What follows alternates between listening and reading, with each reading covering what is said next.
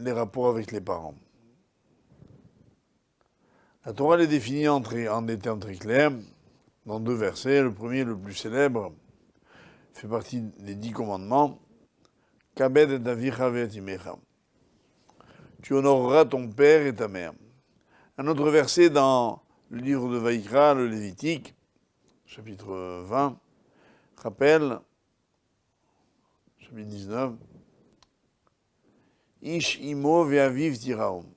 Chacun d'entre vous craindra sa mère et son père.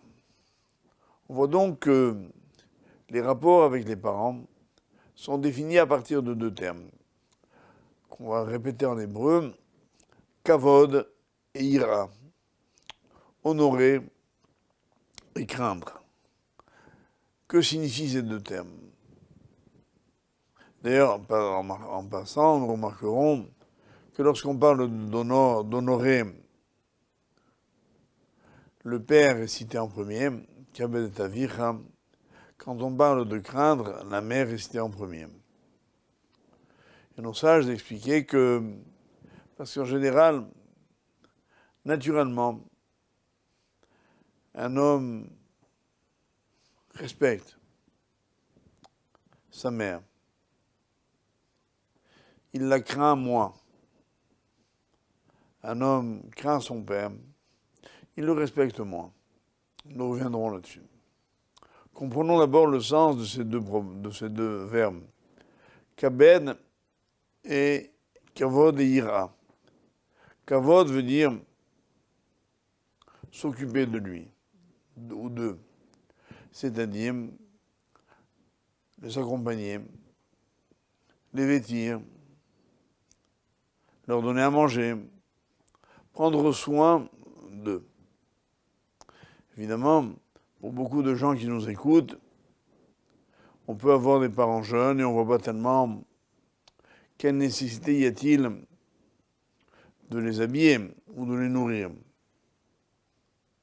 Imaginons d'abord que les parents soient plus âgés, qu'ils soient malades, qu'ils aient besoin d'une assistance.